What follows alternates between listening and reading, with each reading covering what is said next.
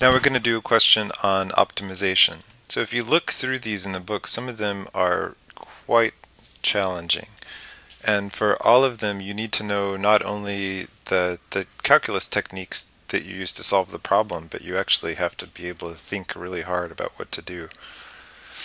Um, so I would like you to think, but I don't want you to have to think so hard that you can't answer this question in a few minutes on the exam. So this is what I came up with. So it says find the dimensions of the rectangle of largest area so that it can be inscribed into a circle of radius 2. And thank goodness for the hand steadying thing. And okay, so I'm drawing a circle of radius 2, and I want to draw some axes here too. So I'm never going to make myself happy with this line because it's never going to be right in the middle. Oh, that's not bad. And here's another one. Okay. So now we're imagining that this is a circle of radius 2 and it's centered at the origin. And what is an inscribed rectangle going to look like? Maybe I can make one in this horrible color, fuchsia. So there's the top part, side part. And okay, great. So this is what they mean by an inscribed rectangle. So notice that if I really understand what's going on in this first quadrant, then by symmetry everything else is just the same, right? So it's just, what are we trying to do? We're trying to maximize the area. So the area of the whole rectangle is just 4 times the area of the part that's in the fourth quadrant, right? Sorry, the first quadrant.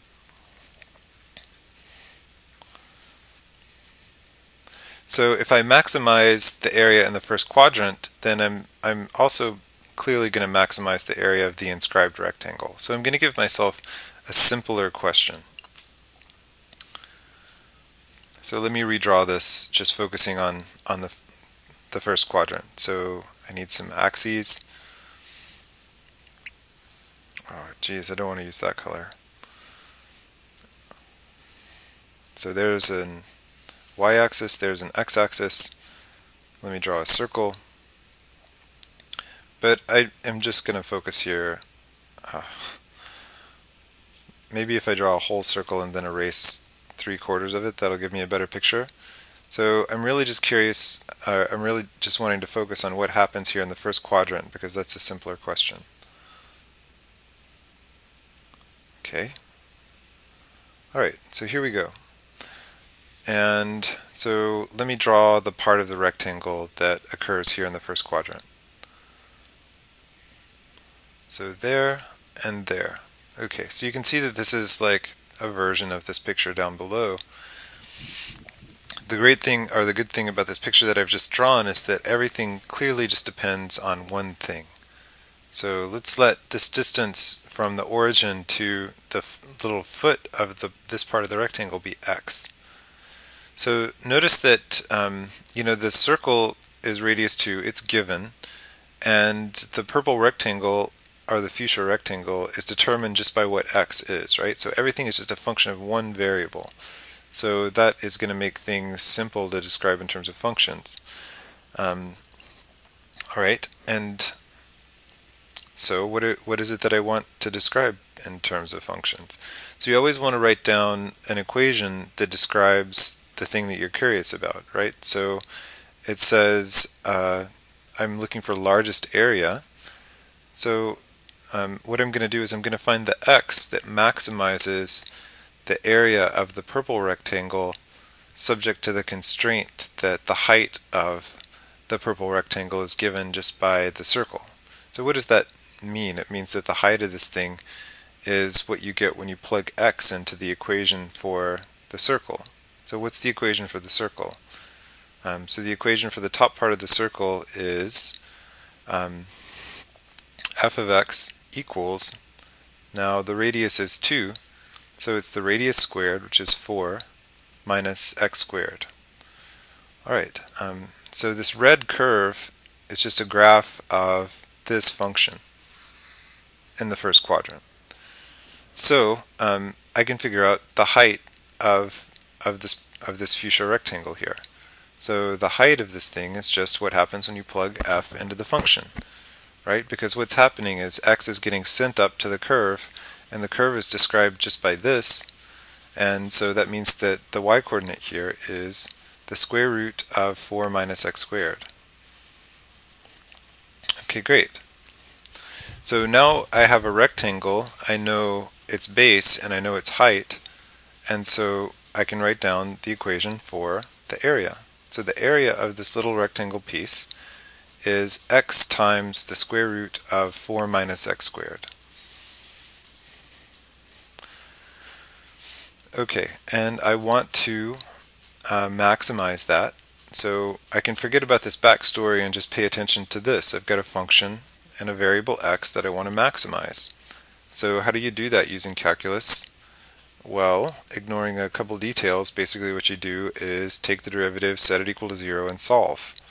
So let's do that. So what's the derivative of this equation? So I'm using the product rule here. So first that part just vanishes, and I get 4 minus x squared plus, now I leave x alone and take the derivative of this other stuff. So I get a 1/2 coming down from the radical, and I get 4 minus x squared to the negative 1/2, and then by the chain rule, a negative 2x pops out. Okay, so let me rewrite all this stuff. I can write that second part especially in a cleaner way. So this is the square root of 4 minus x squared plus, now let me clean all this stuff up. So this 1/2 and this 2 can cancel. And what happens after that? I've got an x here and a negative x here, and these are the only things that are kind of in the numerator, right? So I have minus x squared on top. And what do I have going on in the bottom? So in the bottom I have the square root of 4 minus x squared.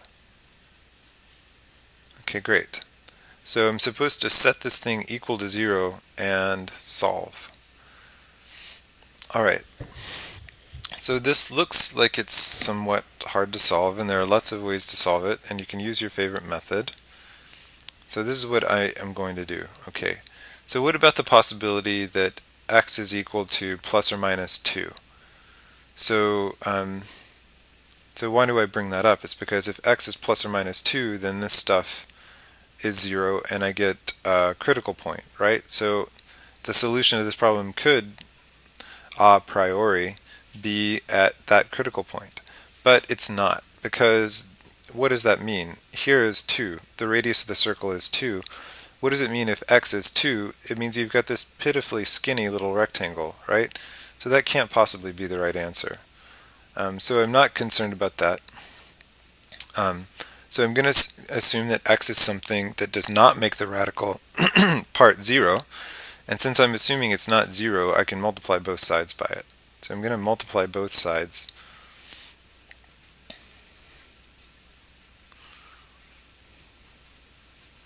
of this equation by the square root of 4 minus x squared.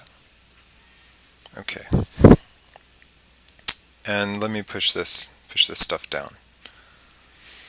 So what happens? Well, 0 times anything is 0, so the story doesn't change over there. But on the left-hand side, this hits that, and square root times square root is just the stuff under the radical. So I've got 4 minus x squared here. And what happens when 4 minus x squared hits this part? Well, it just cancels the denominator, and I get left with minus x squared. Okay, so let me collect stuff. So this is the same thing as 4 minus 2x squared is equal to 0. So let me solve this equation. So x squared is equal to 4 divided by, is that right? What's going to happen? Maybe I should just stop trying to be fancy and just do it slowly. So I've got x4 is equal to 2x squared, and divide both sides by 2. And then you have x squared is equal to 2. Okay, and so take the square root of both sides, and you get x is equal to, there's a negative solution which I'm going to ignore because I'm thinking of x as a positive amount. So x is equal to the square root of 2. Alright, so I want to be sure that that square root of 2 that I just found is actually a maximum. I'm not going to worry about that. And so I'm just going to consider I'm going to assume that this is actually a maximum. If you wanted a quick way to check whether it's a maximum or a minimum, you could check the sign of the second derivative, but that doesn't look like it's worth it. I'm not going to do that. Alright, and so I found that it says it wants the dimensions of the rectangle. I've just found what x maximizes the sides, the area of this purple part, right? So the x that maximizes that turns out to be x equals the square root of 2. Now, to really fill in all the details, what I've just done is I've maximized this orange part, and by symmetry that's going to maximize the whole rectangle. And so what are the dimensions of this rectangle going to be? So you can see that the length of the rectangle is going to be 2 times the square root of 2, because you've got a square root of 2 on each part, right?